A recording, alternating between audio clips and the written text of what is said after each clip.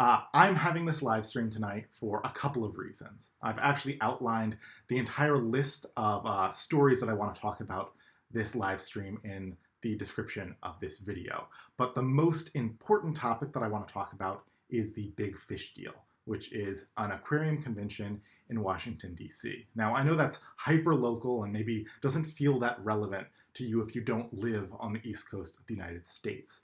But bear with me, because I think it actually is more relevant than you think. Live aquarium shows and aquascaping contests are one of my favorite parts of this hobby, and I want to share with you kind of why that is and why I think that you should consider participating in the Big Fish Deal this year, specifically the Aquarium Beautiful Aquascaping Contest. Now that I've explained why I'm doing this live stream, can everyone actually hear me? Yes? No? Yes?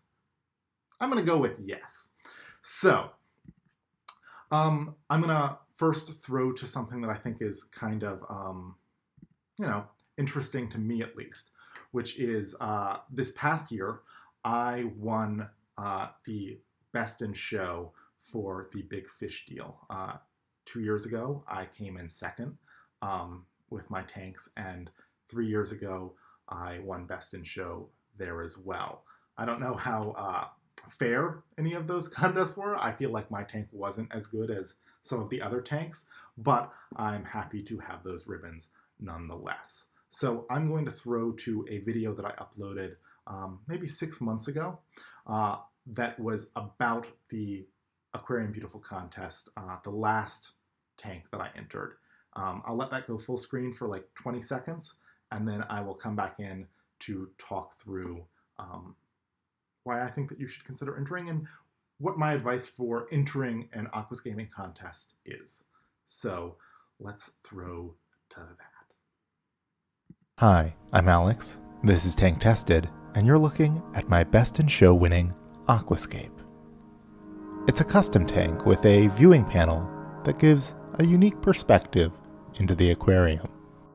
In this episode, we'll be exploring the scape and how I got it to the Big Fish Deal. This tank has been in my home for about a year. It's near and dear to my heart because it's one of a kind.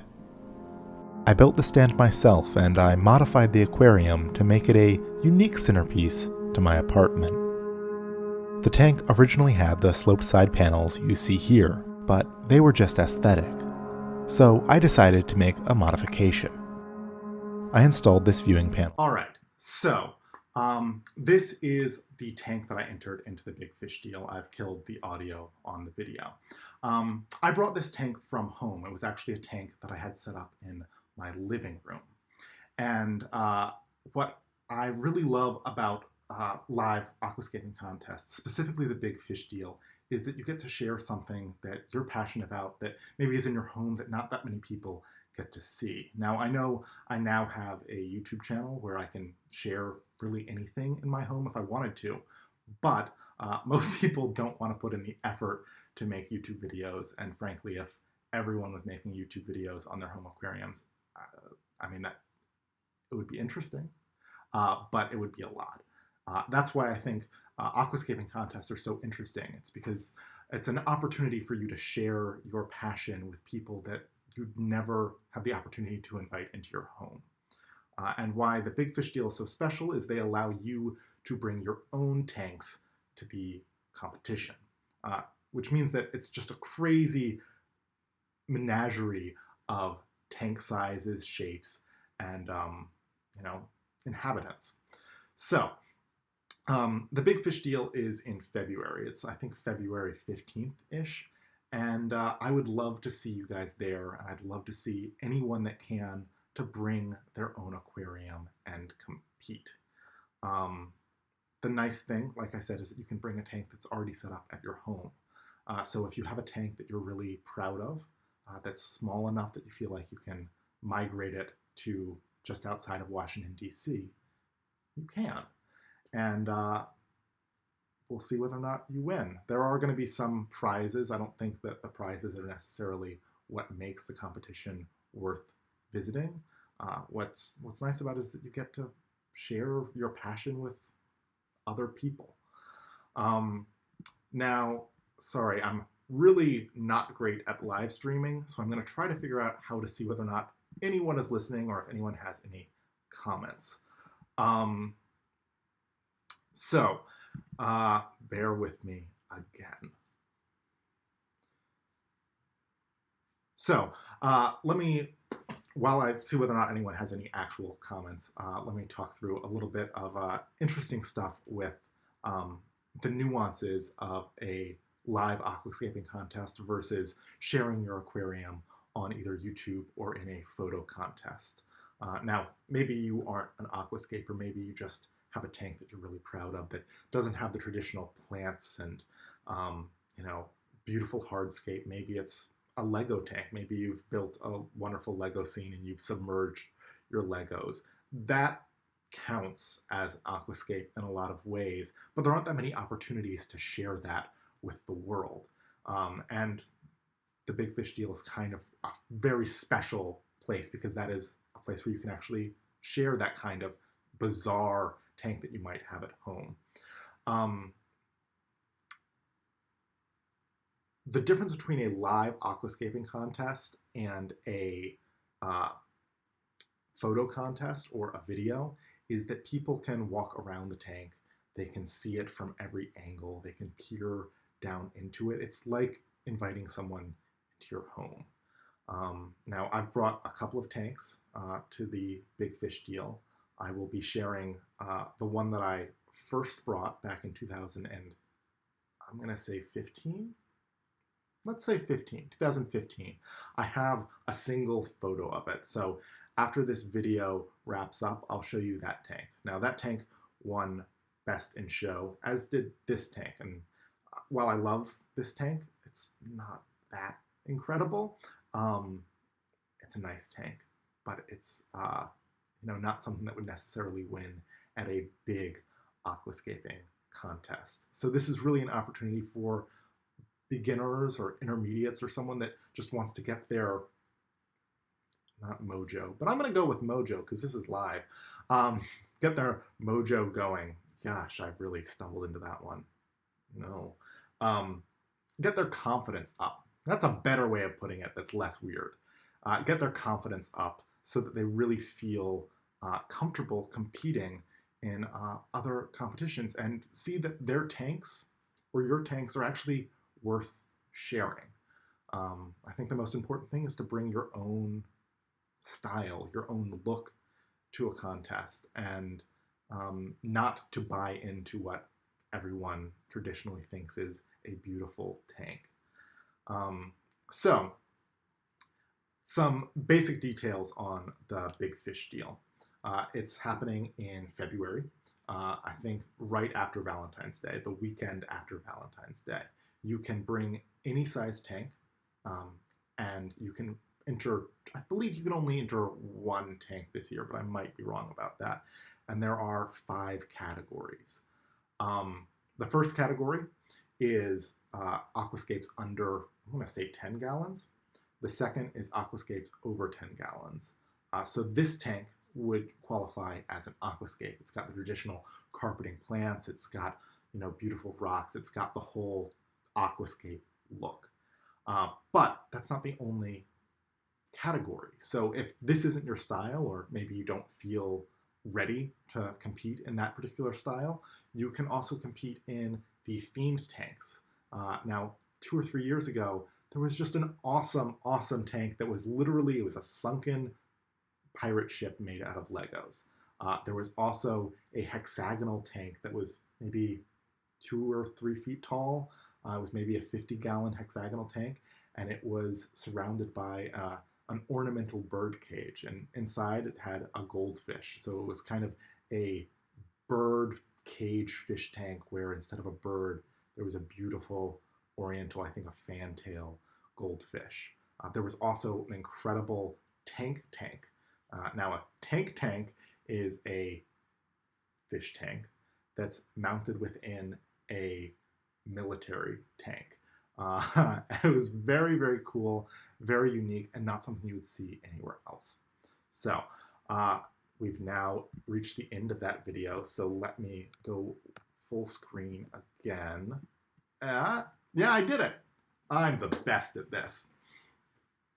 So yeah, does anyone have any questions in terms of how to do a aquascaping contest, or anyone looking for any specific advice on that? I am also, hold on, I promised that I would show you a photo of the tank that I entered a few years ago, so I'm going to load that up. I have 2 photos of it, so this is going to be pretty exciting. We'll find out which one I'm going to share with you right now. I'm going to share with you that one. Cool. So I think Rachel is here. Rachel gave me the award that year, which was very exciting, because that was back when I think Rachel only had, I want to say like 3,000-ish subscribers, but I was still very excited and nervous to meet her because that was the first time I'd ever met her. So this is the tank that I entered a few years ago that won Best in Show.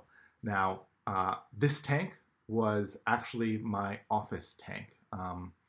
I had this on my desk back when I worked at National Geographic, making videos for them. I set up my own little aquarium on my desk. And I'm very, very proud of this little tank. Hold on, I'm going to try to make myself tiny within this photo of this tank, because there's just not that many reasons why I would ever get to show this tank, but I'm still very proud of it. Am I there? I'm there. So, the reason why I'm really proud of this tank is that I think this was actually the first tank that I had ever successfully aquascaped and gotten a successful carpet from. I'm going to move myself over to this side. Up until that point, I had really struggled with trying to get live plants to grow in an aquarium.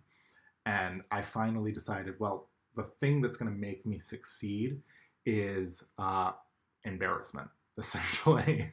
So I knew all of the technical things that I needed to do to get a beautiful hair grass carpet to grow, but I had never really put in the effort or had the incentive to really succeed. So I brought a tank to my office and I planted lots of little bits of grass in the substrate, the fluval stratum substrate, and promised every one of my colleagues that they would get to see an awesome carpet and that they should bear with me. Everyone kind of laughed at me and thought it was kind of a ridiculous thing to be doing, but nevertheless, I pushed through. How I overcame their skepticism and how I overcame the office telling me I couldn't have an aquarium on my desk around all of this expensive equipment was I bought 50 red cherry shrimp. And I printed out a list of all 50 cherry shrimp with a number. And then I had everyone in the office name their own cherry shrimp. So by the time that the president of the company came by and said, "What is happening here?" everyone had their own cherry shrimp that they had named, and then their name beside that. So it would have been a blow to office morale had they told me to remove the tank. The advantage to a tank in an office or someplace that you see on a regular basis is that you're way more likely to do spot maintenance on it. You're way more likely to do little tinkering, to notice things as they happen. I have quite a few tanks in my house, but even though my apartment's pretty small, it's only about 800 square feet, it's easy for me to not look at a tank for a few days or even a week and not look at it seriously, at least. And things crop up. If it's sitting on your desk all day, suddenly you pay attention. Anyway, all that's to say, this was a tank that was literally sitting on my office desk. I decided that I was going to enter it into a competition, and I started looking up photo competitions. I didn't really feel like it was ready for a photo competition. I didn't feel like it was good enough. But in researching, I stumbled across the Big Fish deal. And the big fish deal allows you to bring whatever tank you want. And I had this tank ready and I thought it was nice. So I drained the tank after work on a Friday, drove it to the hotel just outside of Washington, D.C., and set it up. And then rather than having the shrimp in the tank, I got some chili raspora from Rachel. And that was my first introduction to Rachel O'Leary. Like I said, I won Best in Show. I'm gonna argue that it might have been a pity win because the club that I am now on the board of, which is bizarre, the Greater Washington Aquatic Plant Association really wanted younger members, and I was the youngest person there. That's not true. I was the youngest person that actually had a planted tank there. There were a lot of younger people there. But I think they were trying to lure me into joining their club, and it worked. So that's also kind of my side hustle, and why I would love for you guys to come to the Big Fish Deal is I would love for you guys to consider joining Guapa as well. Or if not Guapa, your local fish club or your local plant club, or if not, start your own. Because having people to share this hobby with is really important. I have lots of friends who don't care about this hobby, and while they think that what I'm doing is interesting, that's about it. They think it's interesting. It's not the same as getting to share it with people in real life. So I have muttered on for quite a while. Let me actually check the comments and see whether or not anyone is listening, or if anyone has any questions. So I'm gonna say Al Cruz, but it could be AI Cruz. I asked, they live in the DMV area. Can you recommend any clubs? Well, as I mentioned, I am a member of GWAPA, the Greater Washington Aquatic Plant Association. It could be either one of those. The acronym is GWAPA, and they have monthly meetings where we trade plants, where we have speakers talk about some specific and interesting topic. And we get to hang out and visit someone's aquariums, and we get to go to their house and see that. So I'd really recommend them. There are a couple of other fish-related clubs in the DC area. PVAC comes to mind, but I'm much more interested in plants than I am in fish. So Guapa is the club for me. All right. Could I recommend a good all-around general fertilizer liquid? I can't from experience. I can from people that I trust really enjoy using the Tropica liquid fertilizer, but I don't use it. And that's because I don't generally use fertilizers. I am very lazy, let's say. I spend a lot of time making YouTube videos, but I do not spend a lot of time doing day-to-day maintenance on my aquariums unless I have to. I like to have my plants grow as slowly as possible while still being alive. And one of the great ways to do that is to have lower light and less fertilization, both in terms of liquid fertilizers and CO2. So I'm a terrible person to ask that question from, just because that's not how I like to run my aquariums. I like to have tanks that spend 6 months growing in before I do anything to them. So that's my advice, is take your time. That way you don't have to fertilize nearly as much. I will say that I do have dry fertilizers. I do have both micro and macronutrient dry fertilizers that I do occasionally dose. I bought them online many years ago. That's the nice thing about dry ferts, is that they're not organic and they don't go bad as long as they're not exposed to water. So I have been using those fertilizers for years and years and years. I did use them to grow out my Christmas tree for the Yule log video that I uploaded a few weeks ago, and that's because I started that tank, I'm gonna say December 1st, in a panic. It might have been after December 1st, and I really needed the moss to grow in quickly, so I was dosing that and pumping CO2 into that tank as hard as I could to get a tree that looked like a tree within about 2.5 weeks.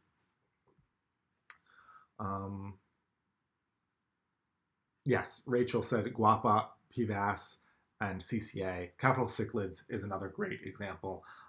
I do not keep cichlids. I will talk about that a little bit later in the stream. So, you know, that's a fun teaser, I guess. But I don't keep cichlids, so I've never actually tried going to CCA. All right, so Rachel, you're still here. I don't think anyone else that's in this video that I'm about to show is still here, but I wanted to share with you a little behind the scenes look at something that's coming up on the channel soon. I promised in the month of December that I was going to upload a video up with interviews from 12 YouTubers that I interviewed at the Aquatic Experience. I did not upload that video, which is too bad because I think it's actually a good video. But I haven't posted it yet because I am still finessing it. In this live stream, I'm going to show you 3 clips from that video. They're each about 5 to 7 minutes long, and they're everyone's answer to a specific question. So in the final video, we'll have a lovely compilation where maybe it's only 7 minutes long, or maybe it's 10 minutes long, and it's a rapid fire of lots of people giving their best answers to various questions. Here is just a string out of everyone's questions, or everyone's answers to a specific question. So I think I'm going to start with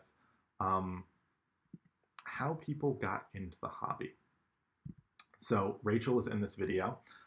So is George Farmer. So is Aquarium Co-op. Joey is in this video. So I hope that you guys enjoy it. And I hope that it is a successful video to share with you guys. Let's transition it over. Let's see if I can succeed at this. So 2002, I bought my first aquarium, which was an off-the-shelf system, really popular in the UK, a dual Rio 125. And I've always had a kind of close connection with nature, so I wanted to go plant an aquarium. I failed abysmally, grew algae, bought non-aquatic plants, and not being one to give up, did a load of research, figured out what I was doing wrong, and then discovered the work of Takashi Amano, and then the rest is history. Yeah, well, I could see planted aquariums in retailers and a few bits online. I bought the Denale catalogue, which had a few nice aquascapes, but it wasn't until I was given the Nature Aquarium World Book 1 by Takashi Amano, I think that was 2004, 2005. It really opened my mind into what was achievable in an aquarium. It just absolutely blew my mind, and I knew that was the direction I wanted to take my hobby. I first got in the hobby when my son brought home a carnival goldfish where we needed to kind of figure out how to take care of him, and we did a lot of online research to try and figure that out. The fish actually lived, and we gave it to a friend that had a much bigger pond after he grew out of the tank that we had for him. So I got into the hobby because I decided I wanted to pursue breeding betta fish. And my goal was to get into the show circuit, and like the ultimate goal is to win a trophy, because I just think that'd be so much fun. And I feel like what really got me in was learning about planted tanks. And I thought, oh man, I'm gonna raise betta fish and I'm gonna have beautiful planted tanks and I'm just going to do it. And so I did, I just started doing it and it snowballed. What got me into the hobby in the first place was my dad had kept an illegal Asian arowana, and he had this 100-gallon tank that he always climbed in. He's handicapped, he only has one leg, so watching him crawl into that beast of a tank was always something exciting for me, so I always kept little things here and there until I moved to Ohio, where I had seen my very first hardscape, aquascape, and then I got into the whole shrimp world, and that's when it really took off from there. And then I watched Aquarium Co-op's channel. I was like, man, he's doing YouTube, I can do this too. So that's when I started my YouTube channel. So the first thing that triggered me was the first time I went to the public aquarium. So I live in San Francisco and we have a beautiful aquarium there. It's been remodeled, but it was called Steinhardt Aquarium. And my first exposure to the aquatic life was going there as a young child and seeing these amazing displays. They had this room that you would go in where it was a big wraparound 360 room where they had fish swimming in a circle. And really that was just kind of what enthralled me in the fact that you can keep beautiful aquatic life in a box and then understanding that you can do it at home. And that was really just kind of what captured my attention and imagination. I saw a fish tank that I really liked at a store, and I convinced my wife to get it for me for Easter. And within a month, we had another fish tank. And then I saw some more fish I really wanted to keep, and they're like, oh, you can't keep those together. So I got another fish tank, and it grew and grew. Before I even had a YouTube channel, I already had about 7 aquariums going. I got into the hobby through my wife buying me a fish tank. She seen how I was reacting and how calm and collected I would be at the pet stores, like the fish stores, and she wanted more of that, so she bought me a fish tank. My family had fish, so we had an aquarium in our living room that over the years housed anything from Oscars to small community fish. As well as live plants that we collected out of our creek and back. Didn't really keep fish when I was in college, but once I started my family right after college, I got interested in the hobby again, basically because of the genetics and the heritability of certain color traits in apple snails. No, I started with apple snails in, I guess, about 2002. And back then, all you could get were the wild types, which were ivories, golds, jades, blues, but I read online at this old forum that there was like a 0.03% chance of getting purples and pinks. So I wanted to line breed them to make those colors more available, and it worked, and now they're available everywhere, so it's great. And I started with shrimp because the shrimp were not that annoying to the snails. They wouldn't nip at their antenna like fish would. We're fine. So I moved on to shrimp, and then shrimp, that was in 2003 I started working with shrimp, or 2004. And that did so well for me that I put out an open call to exporters asking for fish that would stay really, really tiny so that I could try combining them with my various invertebrates. I'm back. Yes. So, very sorry. We got there at the end. I want to tell you about how I got into this hobby. Rather than put myself in those videos, although I might do that, I can tell you here how I got into the aquarium hobby. When I was 5 or 6, I had a small hexagonal tank. It was probably 2 or 3 gallons. And I had, I'm going to say guppies. Could have been live bearers. I don't know. I know that they had babies when I was 5 or 6. And I know they didn't lay eggs. So that kind of limits it down to something.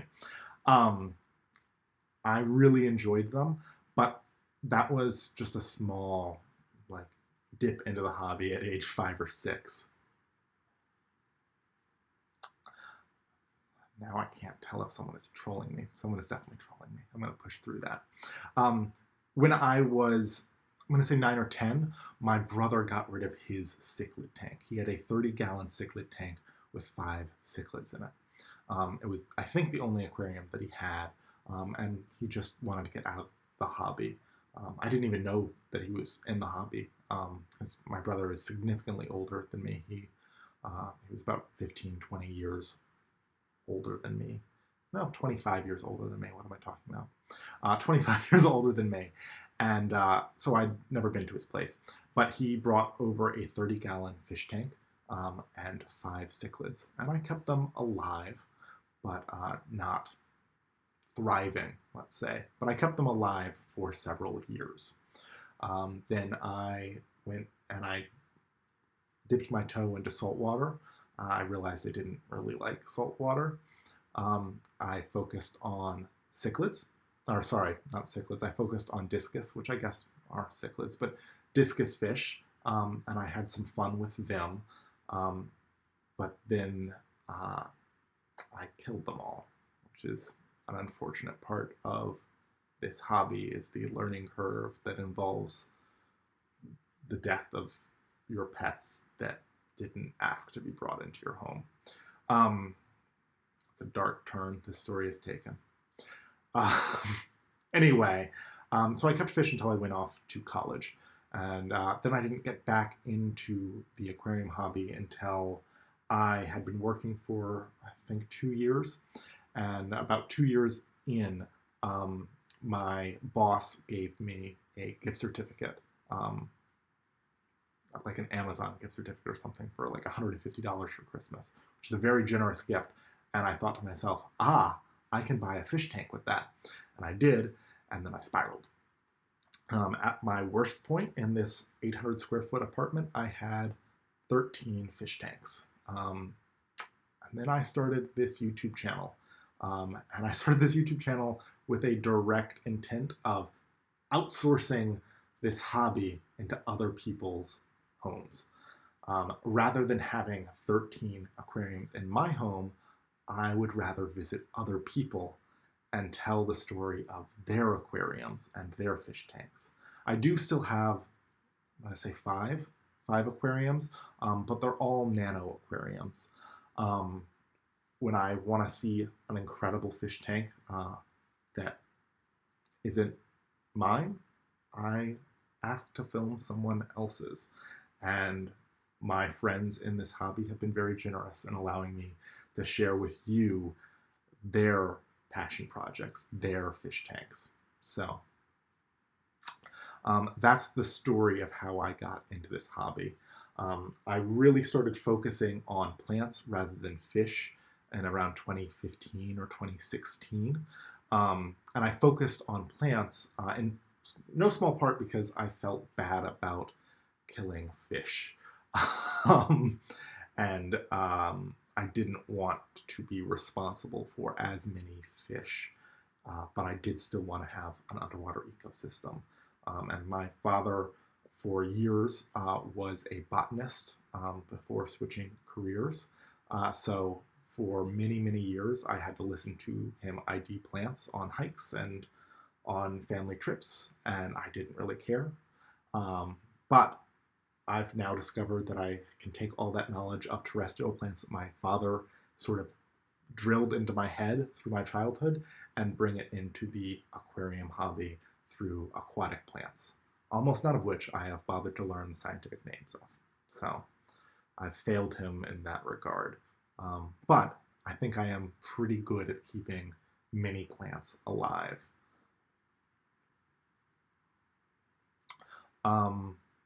Yeah, so now there were some questions that people asked and I wanted to address them. So Christine asked the best substrate for heavily planted tanks. My favorite substrate at the moment, and I have not tested all of them, I would like to this year, that's one of my goals. My favorite substrate at the moment is fluval stratum. And the reason why that is my favorite substrate is not necessarily because it is the most nutrient rich, nor is it the fanciest. What I like about fluval stratum is that it is pretty consistent. It gives off nutrients pretty consistently at a moderate to low rate, which is great for me because I don't want my tanks to be overgrown and have crazy nutrient spikes that cause wild algae problems. So all of my tanks have fluval stratum in them. The other really strong selling point for fluval stratum, at least in my mind, is that the bags, because fluval stratum is lighter, because fluval stratum is lighter than a lot of other substrates, a 8-pound bag or a 16-pound bag has more actual material than a lot of the competitors' substrates. So as someone that doesn't want to spend all of my money, sorry, my dog is asleep and twitching just beside me. That's distracting. As someone that doesn't want to spend all of my money on dirt, I like fluval stratum. Other questions that people had. S-rapens versus dwarf hairgrass. S-rapens versus dwarf hairgrass. I really like hair grass. It's a carpet, it's a lawn in your apartment that's in a little fish tank. It's awesome. It's also not harder to keep than Astrepens. So I think a carpet of dwarf powergrass is my preference, although your results may vary. I keep nano tanks that are relatively shallow. They're 10 inches deep at a maximum, and it's pretty easy to get enough light down to the substrate in a tank that small. If you have a 75-gallon tank with an 18-inch or 21-inch depth, hair grass is going to be harder. It's going to be harder to keep that plant thriving without creating an algae problem on the surface of your aquarium. So that's my 2 cents on that.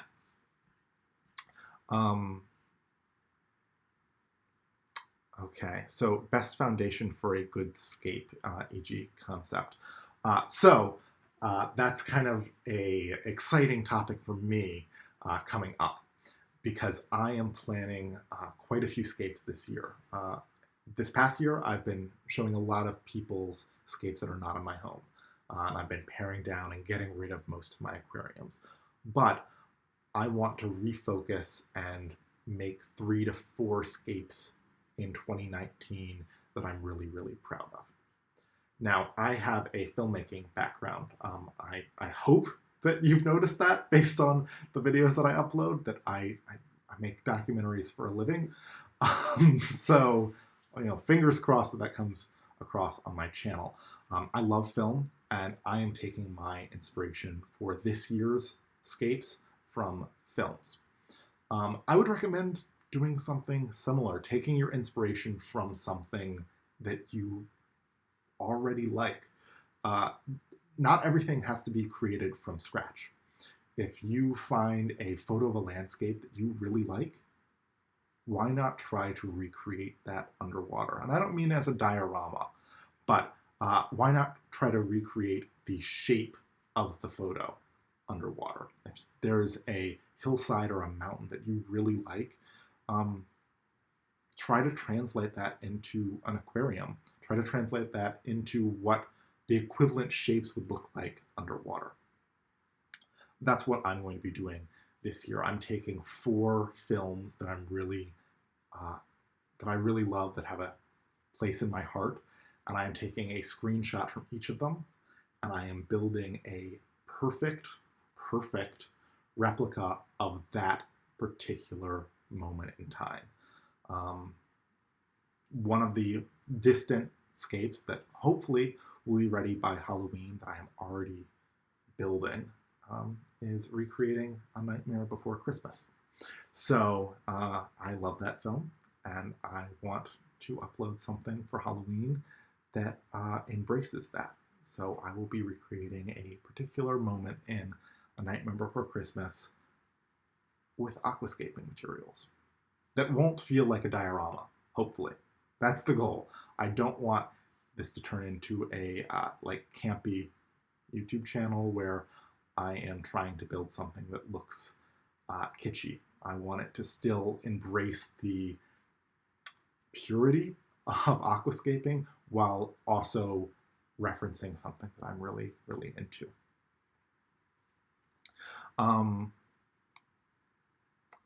So other questions. Bear with me, I'm going to just go through and see what people have questions about. I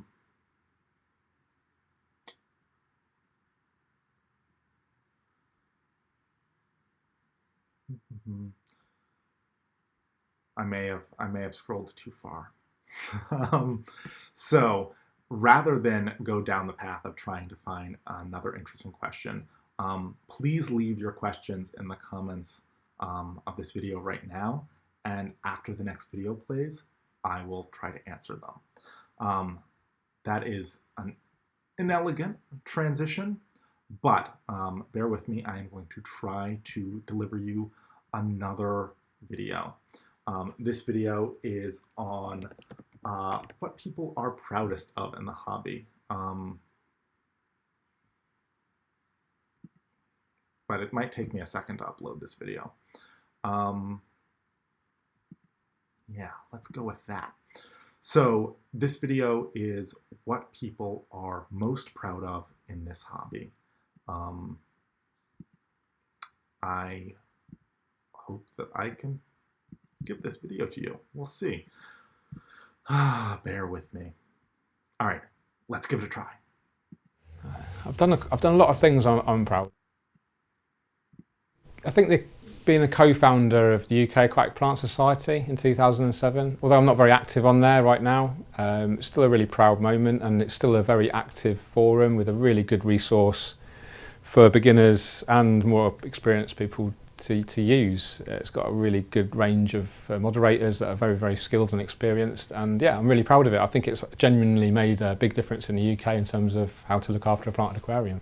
So the thing that makes me most proud about what I've been able to do for the hobby, you know, I've only been in it for a couple years now, but it's the people that tell me that I've helped them be successful with their aquariums as far as growing plants, because growing plants is actually a lot harder than it sounds sometimes, but also is very easy. There's just a huge kind of wall up that people can't get over it at first, but once they do, it becomes very easy and it's almost second nature. I think my proudest moment is just growing my YouTube channel. Like when I started, I had no idea that there was such a big community and that so many people would enjoy watching my videos. And I just kept watching my subscriber count kind of going up and up and up, and I was shocked. It's such a niche thing, and it was just growing and growing. And I think that might be my proudest moment, is cresting my little milestones. Like, oh, I want 1,000 subscribers. Oh, I want 5. Oh, I want 15. Oh, I want 30. And I just see it go up and up, and I can't believe it. One of my proudest of, so I came into this whole hobby, now it's based off of YouTube. I really want to get people, when I came into this niche, people weren't using tripods, people weren't using good cameras, they were using their phone. Now I'm getting people to buy cameras, I'm getting people to buy lenses, and they're happy about it. They want to go out and explore and shoot portraits. And I'm super excited about that. People are raising their game, and it's just, that's what I really wanted to do. I saw a weakness in this niche as far as YouTube goes, and I kind of exploited it. I wanted to bring something different, and that's why you see my videos. I'm always out in nature. I always mix something else with fish tanks, and that's what's special about my little part of the corner of the internet. My biggest success that I would say would realistically be the first time I bred King Kong shrimp. That was kind of many years ago, and it really opened my eyes to the possibility of doing something that most people considered essentially impossible, or at least really, really improbable, and was able to pull it off and replicate that result. So not only doing it once, but doing it kind of over and over again. And not necessarily making my own shrimp line. I don't think I'm arrogant enough to even claim that I managed to pull that together, but consistently breeding what would be considered difficult shrimp over and over again has to be the one thing that I would point to as my kind of happiest moment. I think what I'm most proud of is when I, make a video and talk about a subject and people respond to that positively and tell me through, messages. They'll send me messages through my website. They'll come up to me and talk to me when I'm at a fish club or here at the Aquatic Experience as an example. When they come up and say, hey, I really enjoy your content, you really helped me on this, and then they bring up a specific video or a specific subject, and I realize that that's actually making an impact. I'm proud of a lot of things. I think that I'm most proud of the fact that I'm having a real impact on people's lives. So I would say that the thing that I'm most proud about right now is actually breeding bettas. Breeding bettas has been something that I've been trying to do for so long, since way back being a little girl and getting that first betta fish. I always knew that I wanted to breed bettas. So when it finally happened, that was probably one of the most exciting moments for me, is to actually watch something that you've kind of cultivated and that you've cared for, and just seeing them procreate, I thought was super cool. Well, I'm most proud of being a published author. It's something that I really never expected to achieve, but to see my articles in print all over the world and my book you know, being used as a reference is something that gives me really great personal satisfaction. I think the thing that I'm proudest of is probably some of my aquascapes and being able to present them in like a logical way. Every time someone makes a comment and they say, wow, you really helped me, or you gave me a great idea, that makes it worth it. I mean, making a video every week for years, I've gone almost 4 years without missing a Sunday, and that's no breaks, that's no vacations. Every week I make a video. It's about, some of them have been 40 hours worth of work, like a whole work week's worth of work for an hour video on a Sunday. I'm really proud that I've kept that up and that I've helped a lot of people. And at events like the Aquatic Experience, it's just, you really get the gratitude for that. It's like, finally, you know, you get to meet people in person and they say, thanks, you helped me, you gave me a great idea. That's what I like. I should have set up what that was. Those were 12 YouTubers answering questions. Eventually, you will see a video with that all compiled down. I'm now getting a message from Rachel telling me to turn the sound on. So, you know, it's a nice delay that I've got here. I only have to make you watch me talk silently for like a minute before I'm told. Anyway, I feel like I should answer that question as well of what am I most proud of in this hobby. I should have prepared an answer before I went live and tried to answer this on the fly. I think, honestly, the thing that I am most proud of is kind of feeling like I have conned people into letting me into their homes. Not you guys, although, yeah, kind of. I am in your home. No, I mean people that are so much more talented in this hobby, letting me into their homes to film their aquariums is the thing that I'm certainly most proud of. It is an opportunity like nothing else for someone that loves this hobby to get the chance to see the work of people that I consider so much better than me. Part of that is joining a club like GWAPA, the Greater Washington Aquatic Plant Association, that has encouraged good plant husbandry. But that's given me the option or the opportunity to see a lot of people's tanks. But I've also gotten to see people's tanks that I wouldn't have gotten to see without this channel. And I wish everyone had the opportunity to visit Masters Fish Rooms. Masters Fish Room sounds like a great name of a company. It's not. I mean, masters, individuals that are masters at this hobby and getting to see their fish room. It's an awesome opportunity, and that's certainly the thing that I'm proudest of, is kind of conning people into letting me into their homes. So what do I talk about next? Right, yes, questions. I asked for questions. Let me actually answer those questions. So first question, what is my favorite plant? Now, I had like 7 minutes while the video was playing to think of an answer. I didn't. I can tell you the type of plants that I'm drawn to, though. I really, really love carpeting plants. I'm not a big fan of stems. I know a lot of people love stems, and a lot of scapes. The standout thing about them are beautiful stands of stem plants. They don't really resonate with me. I really love carpeting plants. I really love the varieties of dwarf hairgrass. I love Marsilia hirasuta, the four-leaf clover plant, and I really love Monte Carlo. I've kept baby tears or dwarf baby tears. I find that plant to be more work than I think it's worth, given that Monte Carlo is so much easier, at least for me, to keep and looks quite similar. So I think it's probably a toss-up between Monte Carlo and one of the dwarf hairgrass varieties. Although now that I think about it, now that I've actually had a second to think, perhaps my favorite plant is the long hairgrass in the tank. Hold on, let me just show you what my favorite plant is. I have an answer. Let's do this. Okay.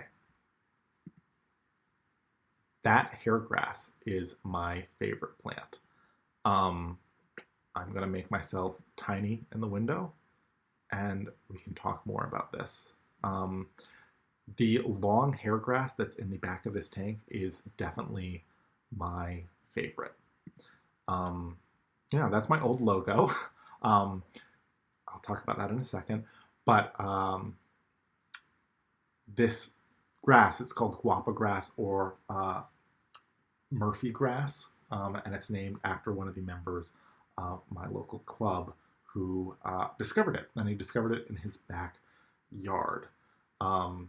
His name is Sean Murphy, that's why it's Murphy grass. And literally it was by his kid's school in a ditch. It's a lovely grass, and it grows to be, about a foot long.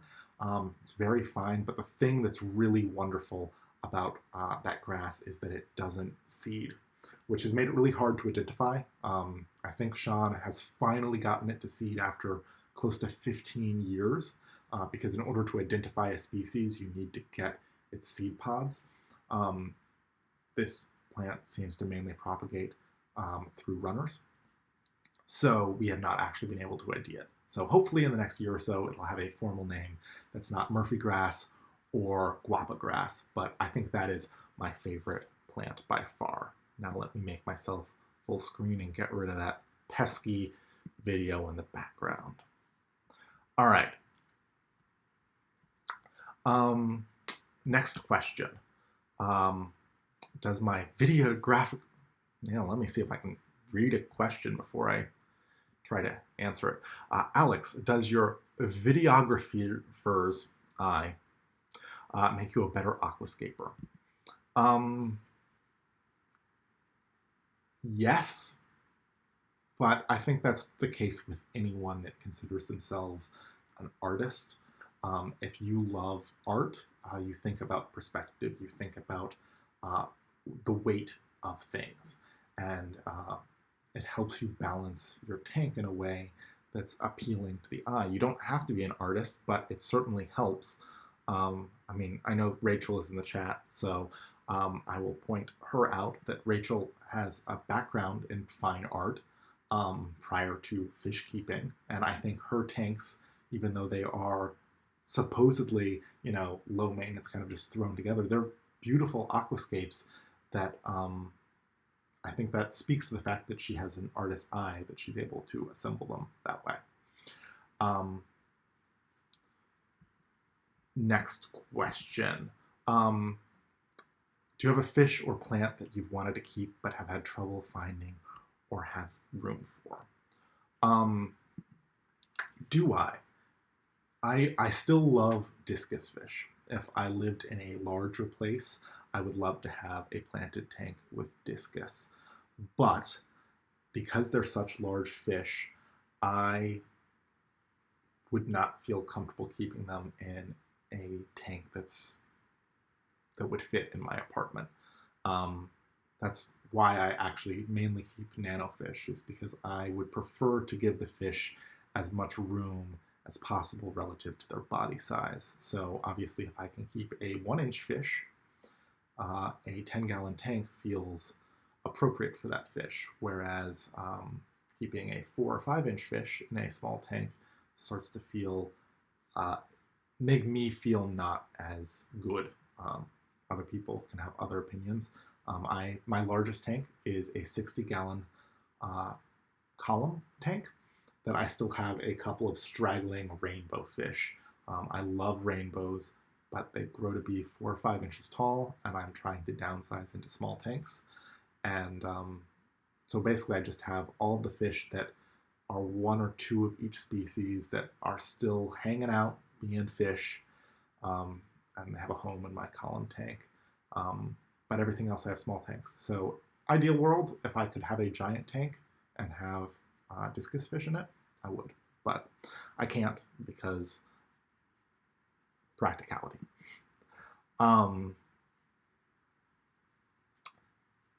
it appears to have just transitioned to the new year. That's not true. But people are wishing me Happy New Year. Happy New Year to you as well, although it is only 8:45 my time.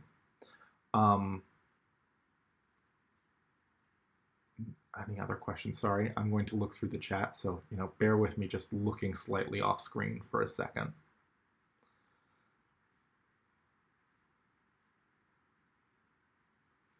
Can I make a video about South American leaf fish? I would like to. I don't have any. If Rachel were to come across some lovely fish, I would go up and film them.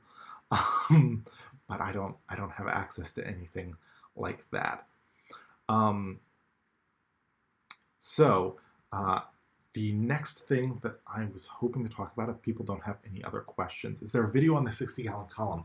That's a great question. So the 60-gallon column that I have is a hot mess. It's not actually a hot mess, but it's, how to describe it? It has a lot of driftwood in it. It has a lot of,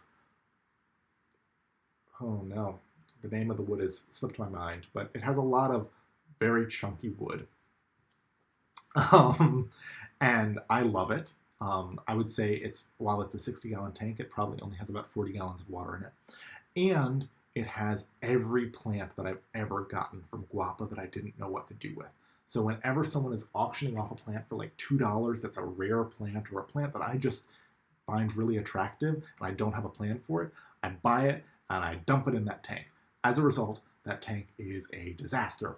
And a lot of the plants aren't even planted. There are stems, which I'm not a big fan of, that are just floating there. It's the worst version of a jungle tank imaginable. So at some point soon, I am planning on doing a rescape of that tank. And I am going to film a before and after. So you will get a peek at that tank in its last throes as a hot mess. Fingers crossed that happens in the next few months. Now, just because I film it in January doesn't mean you'll get to see it until, it could be May before I get around to making that video, because I have somewhere in the order of a dozen videos that I've shot that I haven't made yet. And this weekend, I am going up to visit my friend Kevin Kelly and my friend Ricky up in New York to film their setups. So I will have even more videos that will delay me making anything on my own. So you'll get to see it, but you'll have to stay subscribed to this channel for like another year to be guaranteed to actually see that tank. Not a question, but I absolutely loved your Florida natural habitat video. Such a unique look. I'm just going to push through trying to read that sentence. It's not that you wrote it terribly. It's that I'm not great at reading. Thank you for appreciating the Florida video. That video is actually a video that I'm going to highlight in this live stream a little bit later on, because I want to talk about videos that I uploaded this year that didn't do as well as I had hoped. And that is one of them. So I will revisit that in a little bit. I've done so well this year. I'm proud of you. Thank you. I am proud of me as well. That's not a humble thing to say. I am still very proud of me because you may or may not know this about me, but I worked and have worked and continue to work in digital media as a profession. I used to work in television and I switched over to digital because I thought online content was more interesting and I really liked the freedom that short form video provided. But I always worked for large organizations, and it was a risk to try to do this on my own without the backing of a large organization, because if I fell on my face, that would be bad, not just for my own personal esteem, but for my ability to get work in the future. It would just be kind of embarrassing to say, yes, I do this job for a living, but I can't do it as a hobby. So thank you for your support. I'm really proud that I'm like moments away from hitting 30,000 subscribers. And given that on January 1st of this year, I had, I think, 150-ish, that is a grand accomplishment on my part, and I want to thank you guys for supporting me through this venture, as exhausting as it may be for me.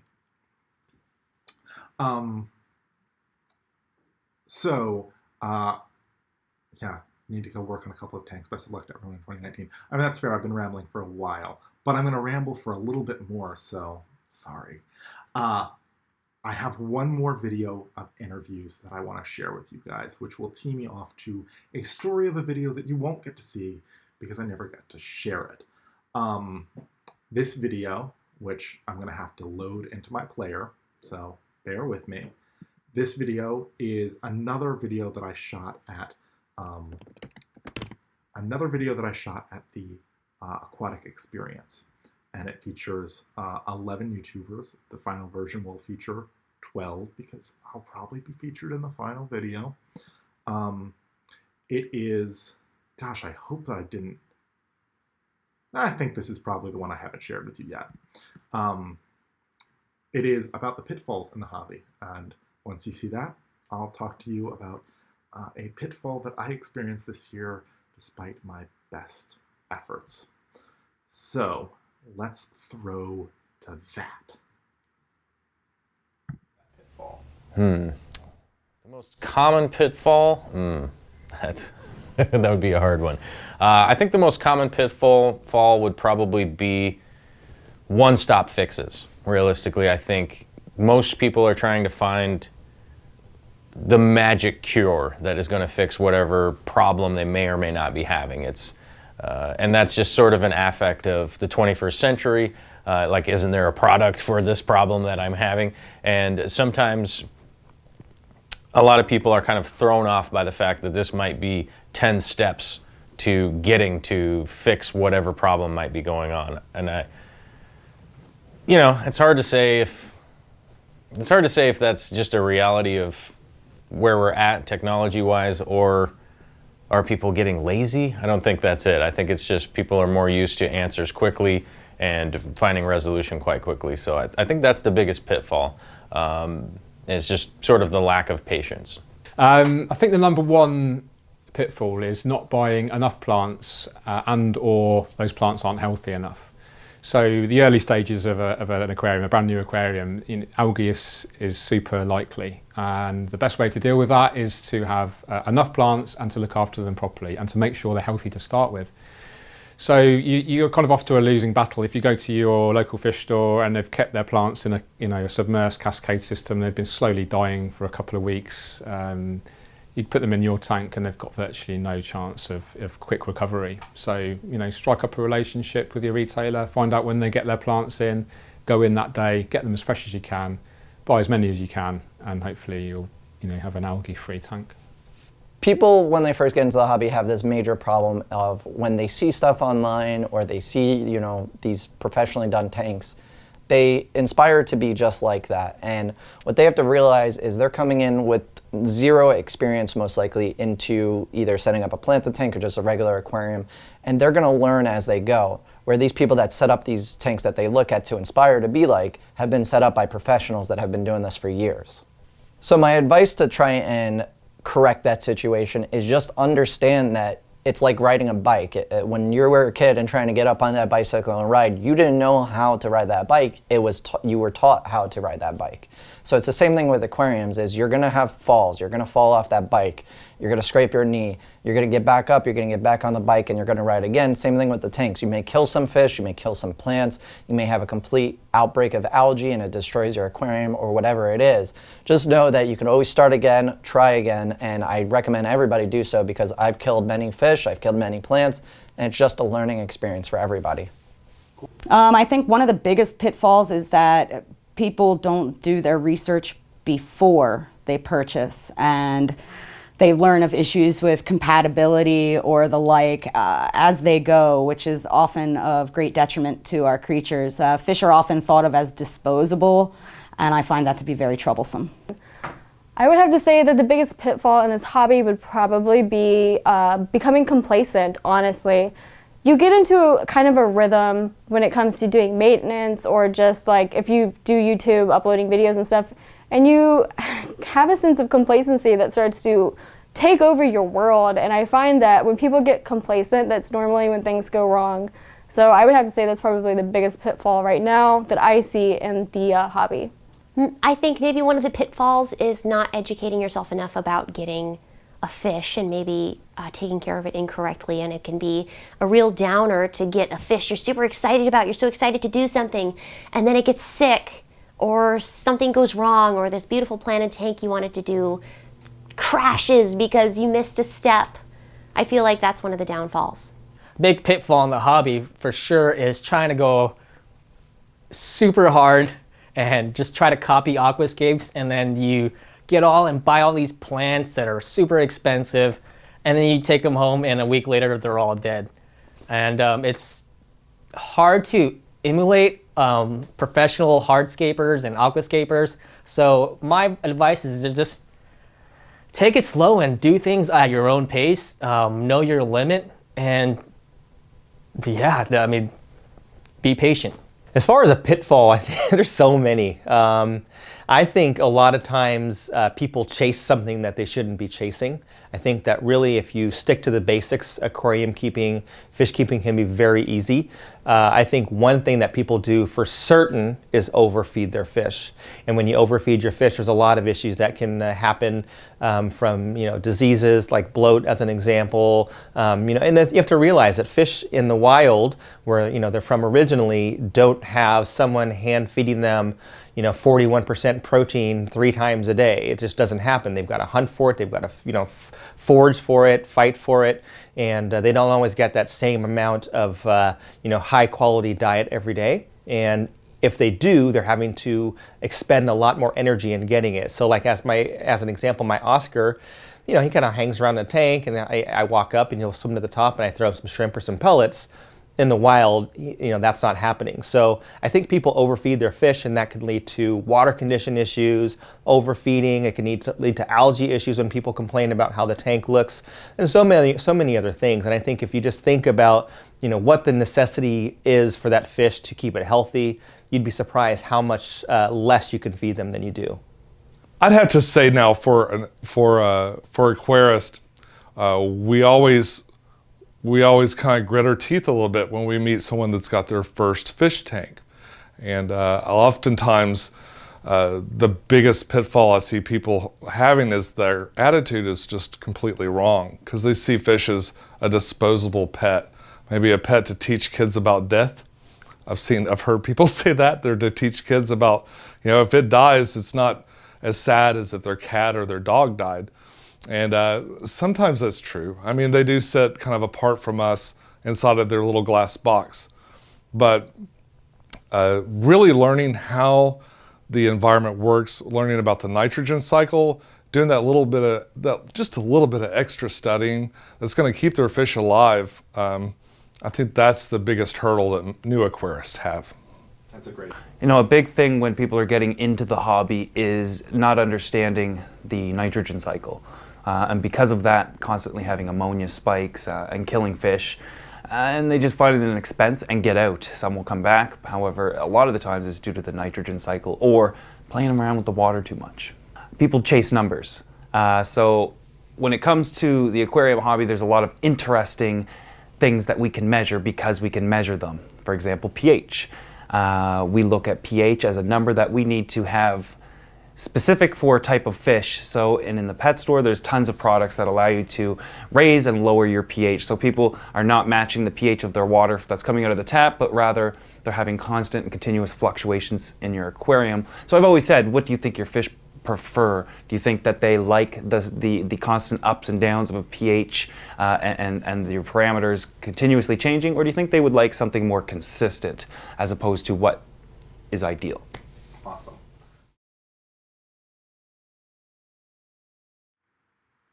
I did it. I turned the audio back on. I'm a hero. Hi. Yeah, this is my dog.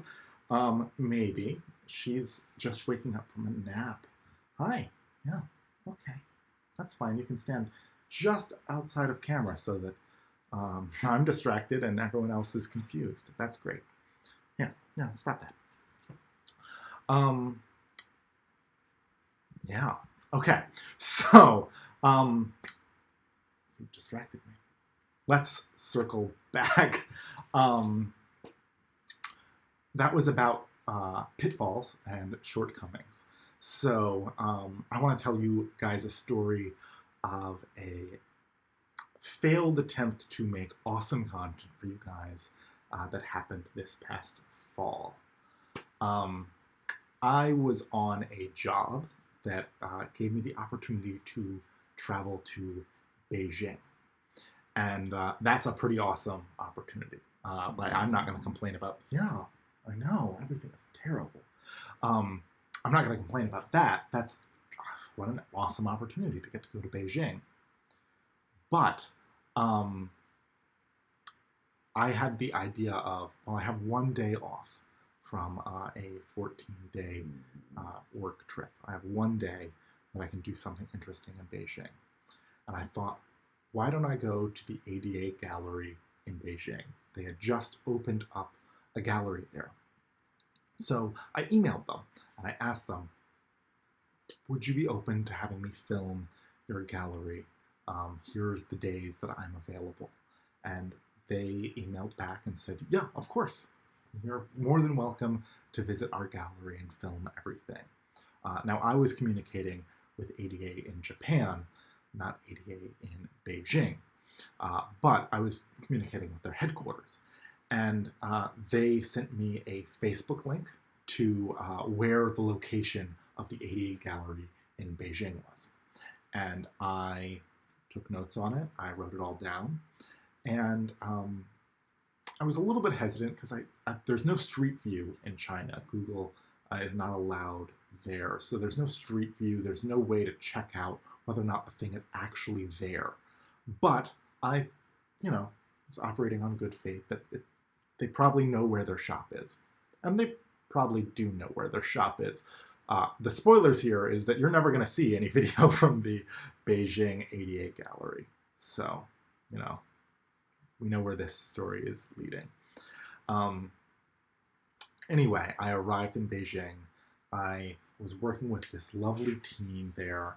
And they were very supportive of me doing this very strange thing of taking my day off rather than seeing any of the great landmarks in Beijing, rather than seeing Tiananmen Square or something like that. I want to find this random aquarium shop. And I want to drag 50 pounds of equipment around Beijing, a city that, I don't know if you know this about Beijing, does not speak English. I don't speak Mandarin, I don't speak Chinese, so I was really setting myself up for a whole thing. So I got them to write down the address, my co-workers that actually did speak Chinese.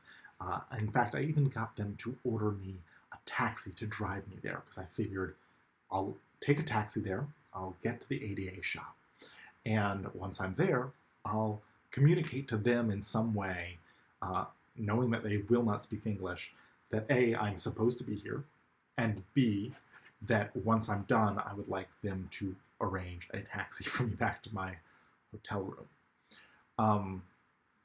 So I got in the taxi, and I had on my little map where I was supposed to be going. I was supposed to be going to, by my reckonings, southeast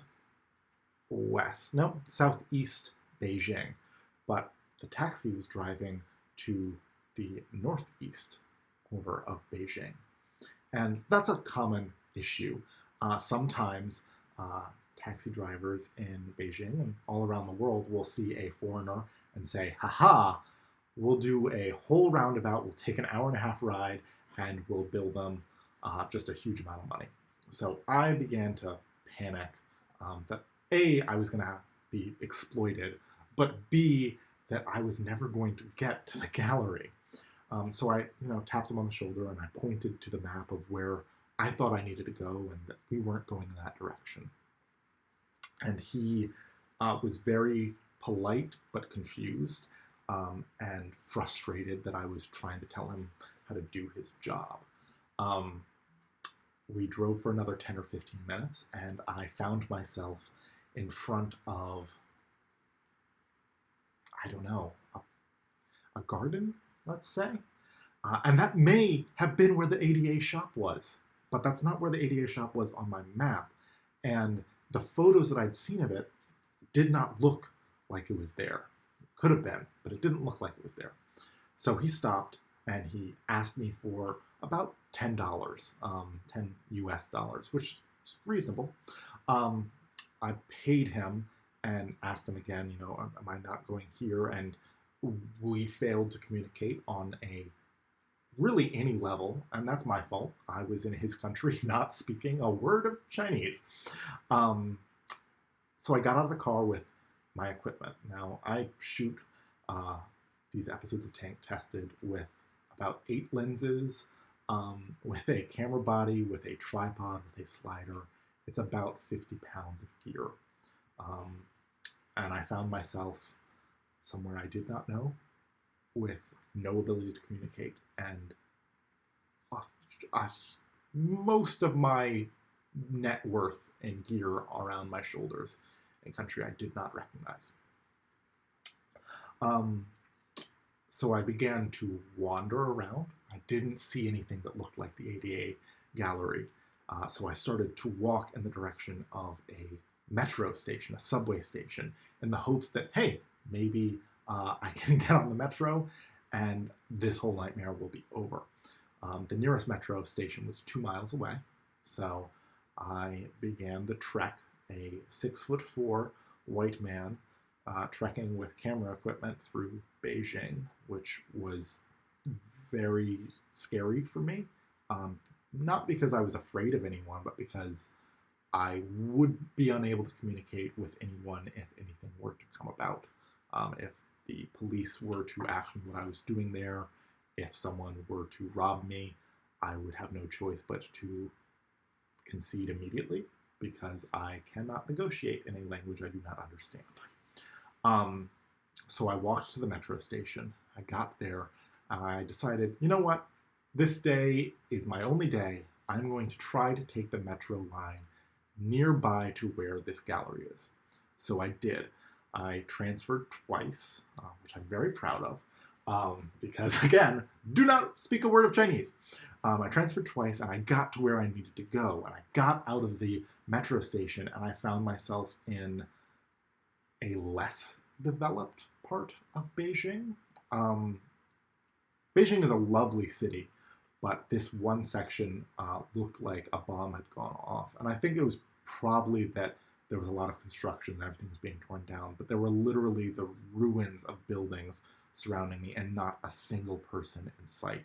So I then thought about it and decided I'm going to just go for it.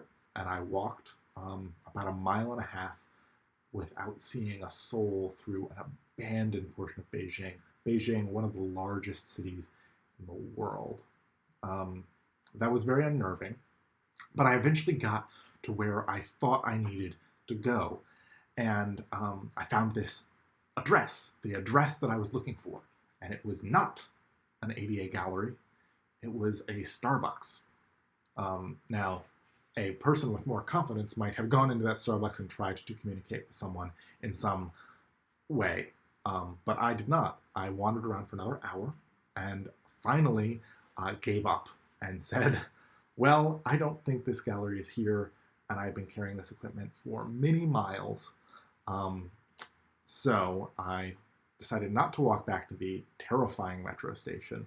I instead walked through the more urban part of Beijing, about 1.5 miles to another metro station, retransferred, got back to my hotel, and later that day informed all of my coworkers that while I had not succeeded at filming an ADA gallery, I had taken my 1 day off to drag 50 pounds of equipment almost 10 miles around Beijing. I sent an email to ADA apologizing for missing my appointment and asking them, do you know what the correct address is? It seems that I went to the wrong location, and I never heard back. But you know, I'm hoping that at some point I will get to go to Japan, and I will get to see the ADA gallery there, because I still really badly want to see an ADA aquarium gallery. And it wasn't their fault that I got lost in Beijing. I'm sure that shop exists. I'm sure that they really do have a shop in Beijing, but I have no proof of it. So that's my story of a pitfall of trying to make documentaries about aquariums in a country that I do not understand the language. With that, let's look at the comments that I've just been talking through. I have lovely super chats, and I want to thank you guys for that. There's no question attached to Dan's comment. Keep doing what you're doing, so I will just commit to keeping doing what I am doing. More lovely super chats from Vanna Skylkeen. I'm very sorry for butchering your name, but thank you. And thank you to Bob as well. You will see more in the future, and I hope that you will see more streams from me.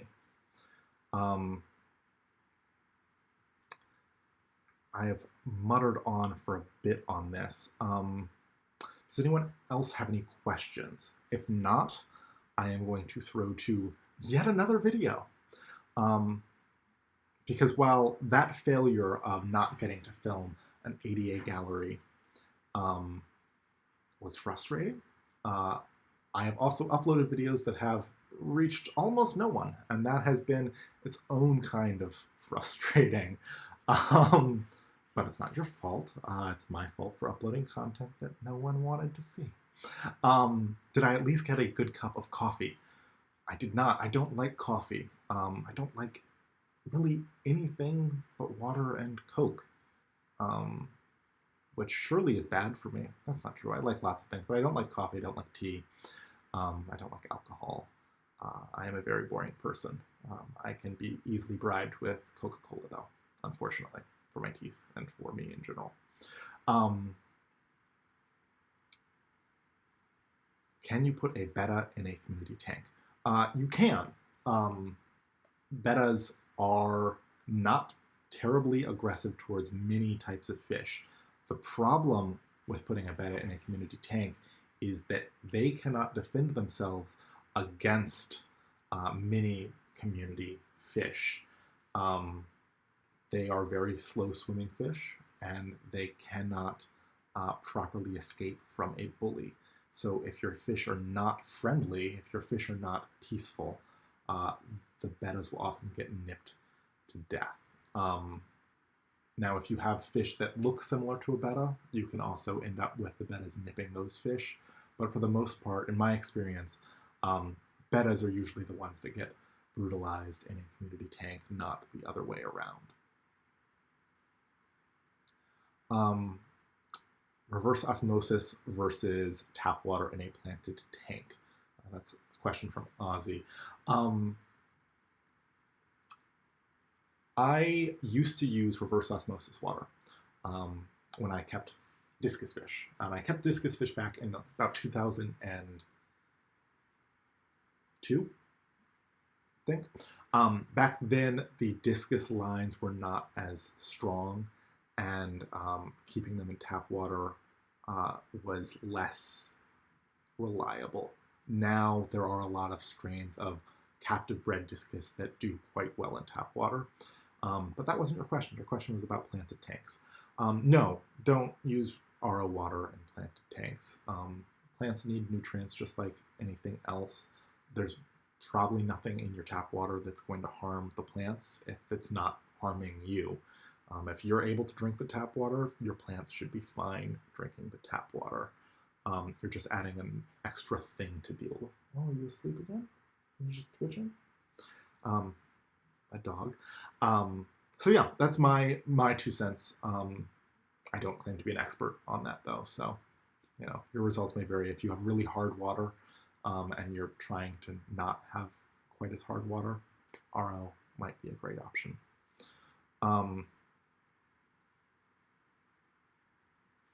Sorry, blurring lapse from the big fish deal. That scape that won, did it have CO2? Both of the tanks that I entered into the big fish deal had CO2 at some point. I have found that the best way to grow a carpet is to pump CO2 for the first month or so.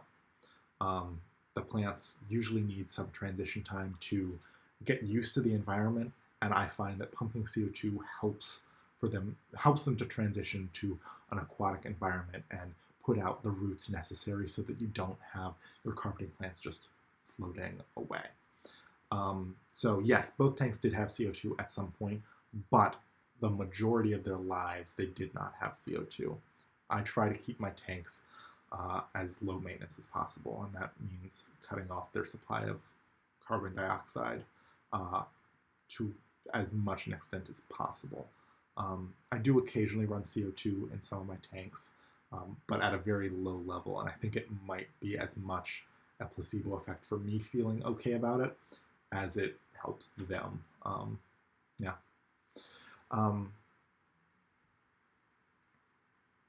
Anything else? Any other questions? When I first came on, you did not hear correctly that you don't use FERTs or CO2. Sunny Cow. So I don't use, most of the time I don't use FERTs or CO2. For this channel, I probably will use some fertilization and some CO2 to get some of the tanks that I want to show off ready quickly. Because as I mentioned, I'm trying to have fewer tanks, but I do want to have tanks that I can share with you guys, which means that I would like to be able to grow a full tank and have it exist in its completed state within 4 or 5 months, and that's harder to do without CO2 or fertilization. Now, if I was just doing that for my own personal enjoyment, I would not use CO2 because, you know, it's more money and it's more work. Plants grow faster, it involves more trimming. CO2 is certainly helpful if you are careful how I advise this. I think CO2 is not a bad idea if you are starting out with plants because it is a helpful thing for them. But as you get more skilled with plants, as you understand them more, you can get away with more. And why make your life harder by pumping CO2 into a tank that doesn't necessarily need it? There are plants that do. I tend to keep plants that don't. Can I please do more paludarium videos? So yes, so Nick actually was briefly in this chat. I saw his name scroll by. Nick is the one that designed the paludarium. He's also the one that designed the oyster video, or the oyster tank that I uploaded last week that has been doing shockingly well. It's not shocking, it's an awesome tank. I'm still surprised at how well it's done. Nick designed both of those. He's also designed another tank, which is called Mussel Beach, which is not a beach in California. It is a mussel tank with mussels that has an above ground section. So it's more of a brackish water paludarium, but it does still fall into that classification. I've seen the tank. I have not filmed the tank yet, but I'm really excited to share that video with you when it's ready because the tank is really, really cool. Do you have one system rotate around your 13 tanks, or do you do individual CO2? Yes. Okay, so Carla, for CO2, they asked if I have just one CO2 canister that I rotate from tank to tank. And no, I don't. I have two.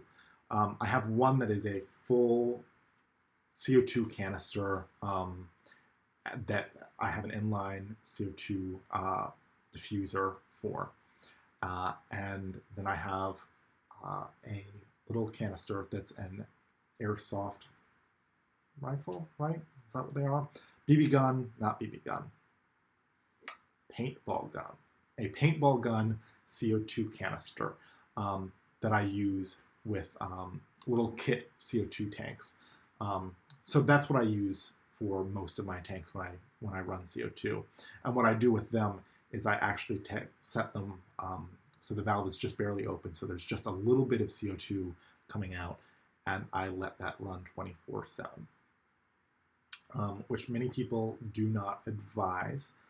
My case for why I think running CO2 constantly at a very low level is fine is that more closely mimics how the natural ecosystem operates.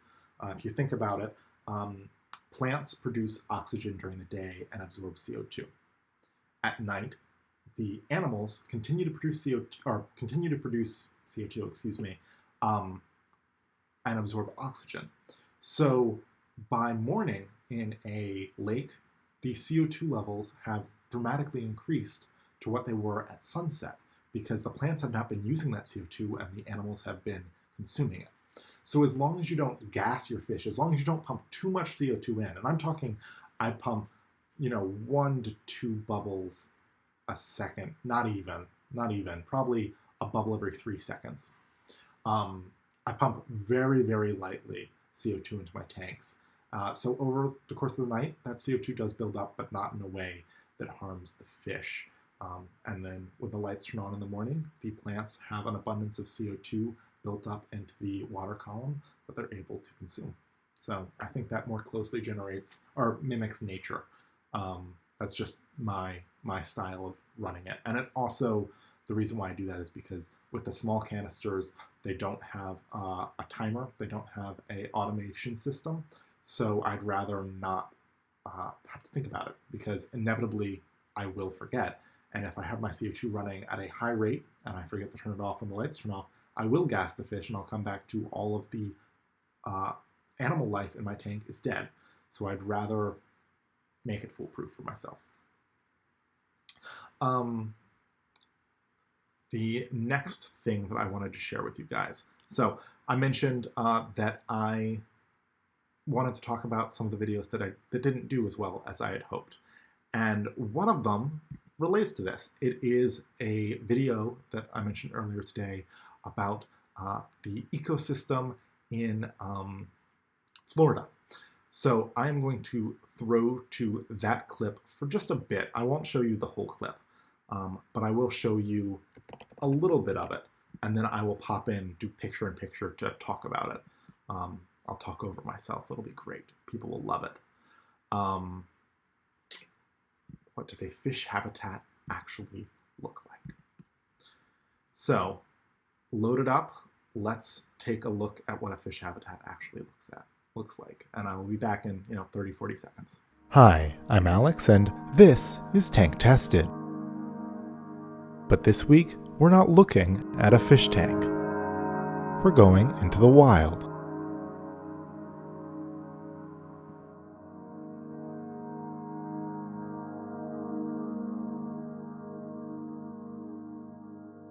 I was in Central Florida filming a documentary series that I'll tell you about in a bit. And I got to spend about an hour of free time on the water. I thought it was something worth sharing on this channel. Lakes like this are created when limestone that makes up the bedrock of this region collapses and forms. I am back, and I'm in a tiny little picture-in-picture situation. It's great. Hold on. There we go. I'm a little bit higher. So this video I uploaded this past May, I think. Let's go with May. It might have been June. And it didn't do great because it's not an aquarium. It's the outdoors. But it is where fish come from. And I was disappointed with how it did, not because I think everything I do should have great success, but because I think it's really important to take a look at where our fish are actually coming from before we build aquascapes, before we build fish tanks to inhabit them. Because the fish, I would like my fish to be happy. I would like my fish to enjoy the home that I've created for them. And the best way to do that is to try to recreate, the best of our abilities, what that home might look like in the wild.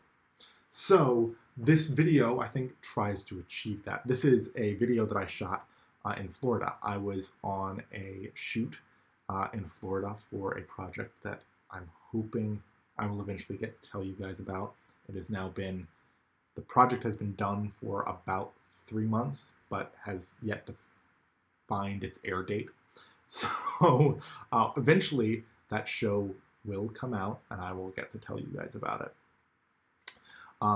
This was another situation where essentially I was down there for a 3 to 4 day shoot, and I wrapped up production and had, I'm going to go with about an hour and a half, maybe 2 hours, that I could do something with. So I decided to very quickly film this video at a local lake in Florida. And then I took my underwater camera and filmed this lovely footage, and I think it's lovely, footage of the fish that inhabit that system. I think it's a really lovely look at what our fish tanks should at least think about being. Blackwater is pretty amazing. Blackwater tanks that recreate nature. Although not every ecosystem is blackwater. In the new year, I hope to take you to my local stream, which is called 4 Mile Run, and show you that ecosystem, because it's one of my favorite places to visit. I actually go down and snorkel in that stream a couple times a year just to see all of the fish. And I have a specific location that I go to. And over time, the fish get more comfortable with me and will come up to me because I'm not a threat to them. There are fishermen that do fish in that stream, but I'm clearly not one of them. Let's see if I can restart it. Hold on.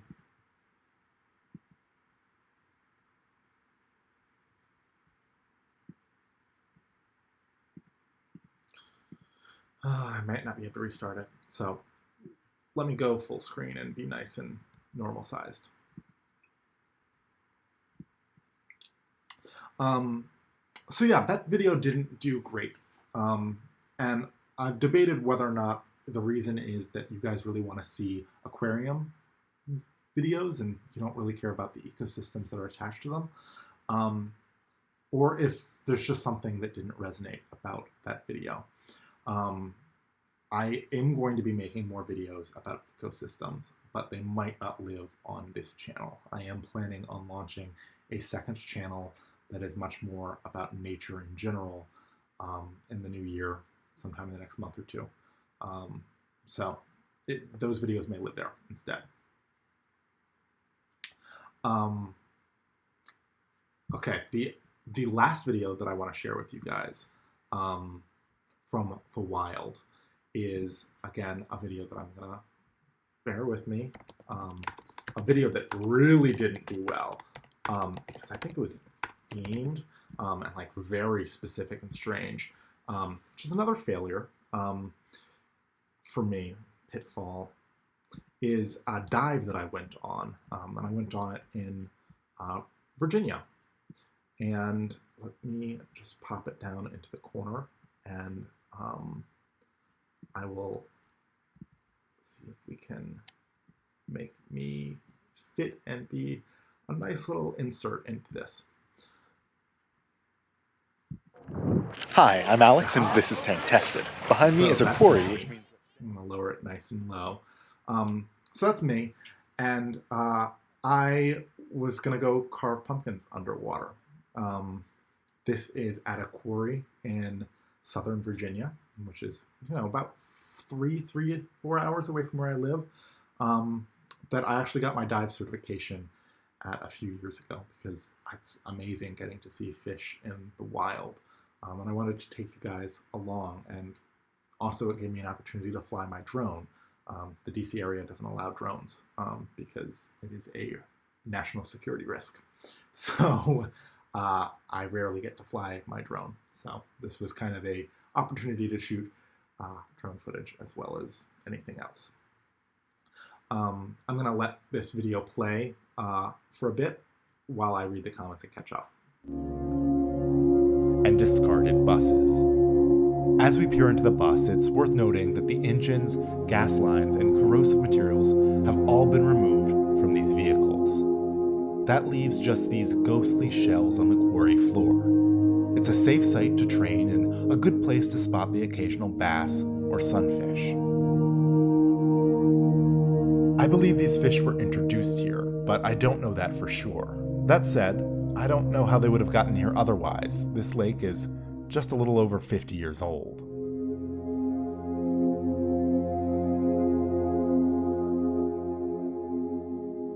Since it's the Halloween season, the bottom of the lake has been decorated with hauntings for the occasion.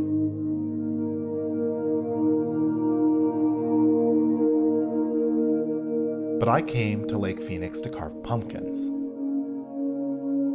Those bubbles are us, 30 feet below the surface, carving away. It's not that different from carving on land, except now your pumpkin wants to float, you can't breathe, and there are curious fish to oversee the whole operation.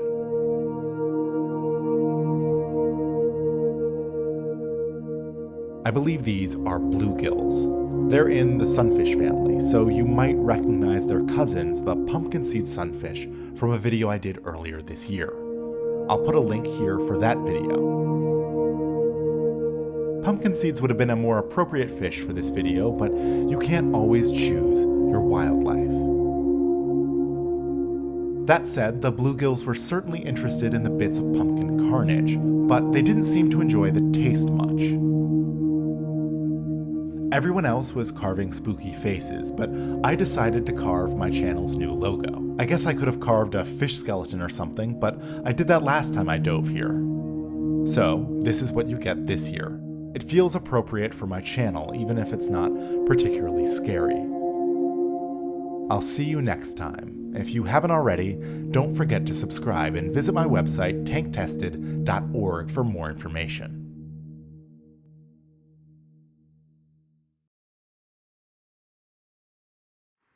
So, that was another video that I posted that did terribly.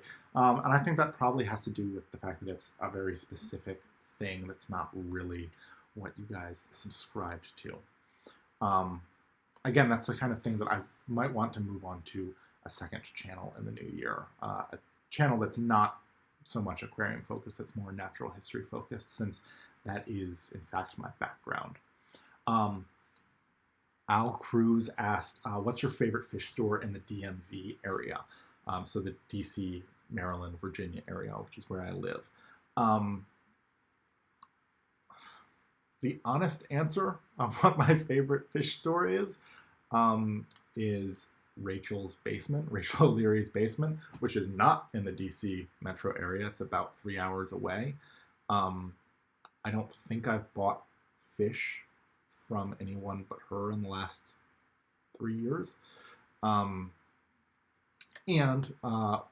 get all my plants from Guapa. Well, not all my plants, but I get most of my plants from Guapa, which is the local plant club that I'm a member of. So I don't frequent shops so much anymore. Not a great helpful bit of advice, but I mean, generally you can get used things from fish clubs.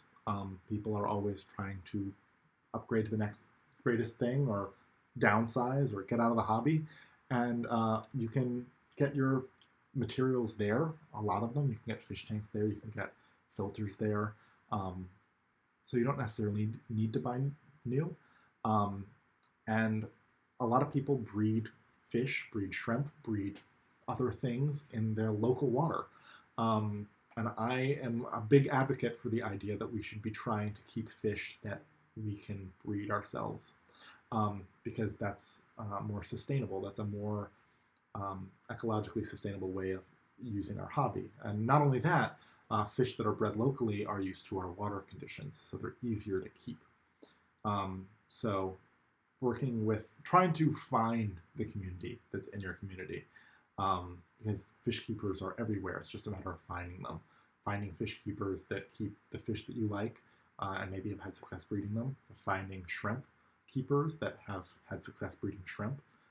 It's a great way to acquire shrimp. And plants, if there's a local aquarium plant club, which I know are rarer, that's a great option as well. Now, obviously, there are fish and plants that you can't get locally that maybe no one else in your neighborhood or your state even is keeping that you would like to. And, you know, local shops are a great option for that. I'm not advocating for not going to local shops, but I have not really shopped at them recently. The only one that I have shopped at in the last year is Quantum Reefs, which is a local shop that mainly does saltwater, but I have bought 2 small rimless aquariums from them because it's harder to get rimless aquariums shipped, and the big box stores don't carry them. So that is my little rant on that subject. So yeah, I think we are nearing the end of this live stream. So the last thing that I want to talk about, the last thing, and then I will let you guys have your lovely New Year's celebrations, are my plans for the new year. I plan on continuing to release videos on this channel. I've talked about this before in various platforms, but each video that I post at a minimum takes 30 hours, most take more than 40, and some take as many as 60 hours to make. So it is a slog, it's exhausting, and it is a full-time job. That said, that's not quite a full-time job, but it's approaching a full-time job. That said, I'm going to try to continue publishing videos on a regular basis. My goal is to publish at least 1 video a month, ideally 2 videos a month. I think I can stick to that goal. I think that's a realistic goal for me. In the next 2 or 3 months, you'll be seeing a video on a micro or a very tiny aquarium. It's literally 2 cups of water that I have shot lovingly as a Wes Anderson homage, and it has taken me 80 hours. So that'll be coming soon. The 12 YouTubers videos that you guys have gotten a little preview for will be coming soon thereafter. A video explaining how Nick set up his oyster reef tank will be coming. Jen Williams, who is in the chat, will also be featured in an upcoming video, a tank that I shot of hers. She's a wonderfully talented aquascaper who happens to live 3 or 4 miles away from me. So that's a nice, happy coincidence. Yeah, I think that's pretty much it for the very short term. In late January or early February, I intend to launch a second channel, as I mentioned, a natural history channel, that will have some aquarium content, and I will start trying to drive your eyes there.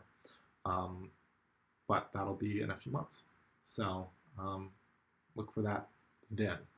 I think that's pretty much it. If anyone has any other questions, I am happy to answer them. If not, I think we should all go celebrate the new year.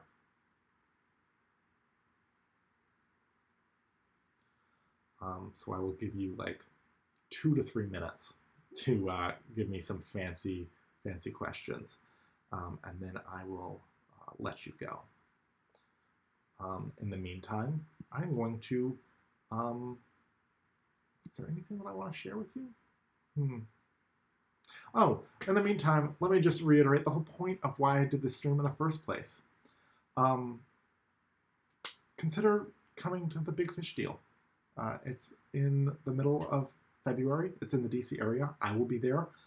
There's an incredible Aquarium Beautiful aquascaping contest that if you live anywhere nearby and you have a 10-gallon tank or 20-gallon tank, drain it safely, move it to your car, and bring it to the competition. We'd love to see it. And if you don't have a tank, you have 6 weeks to set up a tank and bring it to the Big Fish deal. It's an awesome, awesome community. It's so much fun to see everyone's work. And I really hope that some of the people that are subscribed to this channel consider bringing their own aquariums to that competition. I think, since I have not seen anything else, I just want to thank you all for bearing with me and watching this lovely live stream. And I want to thank everyone that donated money to me via the super chats. It's greatly appreciated. This has been a lovely evening, and I hope you had as much fun as I did. I will see you next time.